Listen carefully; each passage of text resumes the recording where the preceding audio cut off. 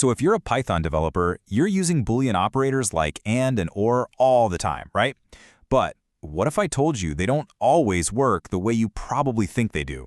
Yeah, there's this really cool gotcha hiding in plain sight, and it actually reveals something super powerful and kind of unique about how Python thinks. All right, let's just jump right in with a little pop quiz. Take a look at this expression, 1 and 0. Simple, right? Now, if you've worked with other languages, your brain probably jumps straight to one answer, the Boolean value, false. Makes sense. But is that really what Python gives back? And the answer is 0. Not the word false, but the actual integer 0. I know, that might look a little strange at first, but it's the absolute key to unlocking a really elegant, really Pythonic feature of a language. So what's going on here? Let's break it down. Okay, so the reason this happens is that Python's logical operators and or, they don't just see the world in black and white, true and false. They actually operate on the values themselves, the numbers or strings or whatever you give them. And they follow this very specific rule. But before we get to the rule, we need a quick refresher on a concept called truthiness.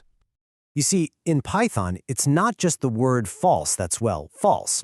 A bunch of other things are considered falsy in a logical situation. Think of the number 0, an empty string, a blank list. They all count as false. On the flip side, pretty much everything else is truthy. Any non-zero number, any string with something in it, you get the idea. And this whole concept of truthiness versus falsiness is the bedrock for how and or work. And this is the secret sauce. This is the big reveal. Unlike a lot of other languages that would just spit back true or false, Python's and or don't do that. Instead, they look at the truthiness of your inputs, and then they return one of the original values. That's the whole gotcha right there. Okay, so how do they pick which value to return? It's not random, it's a really simple, predictable process. Let's dig into the mechanics for each one, and we'll start with the AND operator. So first up, let's break down the AND operator. You can think of AND as being on a very specific mission. It's hunting for the very first falsy thing it can find. Now, we all remember this from Programming 101, right? The classic truth table for AND. The result is only true if everything you give it is true. That fundamental logic still holds, but Python's version has a little twist. And here's the twist. The rule is this. AND goes from left to right, and it returns the very first falsy value it bumps into. So in our original example, 1 and 0, it looks at 1. Is it falsy? Nope, it's truthy, so it moves on. Then it sees 0. Is that falsy? Yes, so it stops right there and returns the 0. Now, what if everything was truthy? Well, then it just goes all the way to the end and returns the very last value. All right, now let's flip over to the OR operator. If AND is on the lookout for the first falsy value, you can probably guess what OR is doing. Yep, it's doing the exact opposite. And again, here's the standard truth table we all know for OR. The only way to get a false is if everything you give it is false. Otherwise, it's true. So, the OR operator is searching for the first truthy value. Let's take 0 or 1. It looks at 0. Is that truthy? Nope, it's falsy, so it has to keep going. Then it gets to 1. Is that truthy? You bet. So it stops and returns the 1 right away. And just like with AND, if it gets all the way to the end and everything was falsy, well, it just gives up and returns that very last value. This whole behavior, stopping as soon as the answer is figured out, isn't just a weird quirk. It's actually a really smart, deliberate trip to make code more efficient. And it has a name, short circuit evaluation.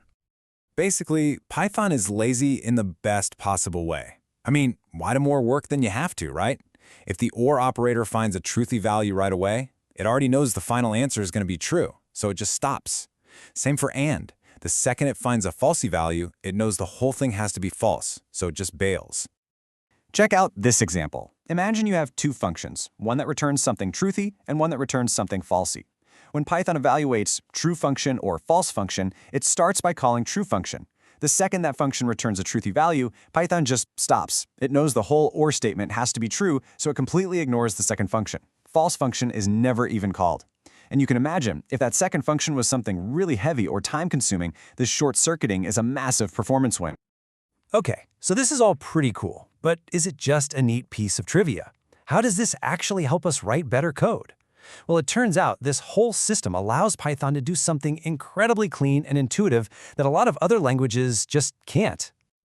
And this is where it all comes together in this beautiful, practical way. In most languages, if you try to write something that looks like math, like checking if x is between two numbers, it totally fails. They'll try to evaluate the first part, get true or false, and then try to compare that to the second number, which just makes no sense. But Python, it sees that and interprets it exactly the way a human would. It understands you mean 3.14 less x and x less than 3.142. And that is the payoff. This is it. Because of how its whole logical system is designed from the ground up, Python just lets you write this clean, super readable, almost mathematically perfect code.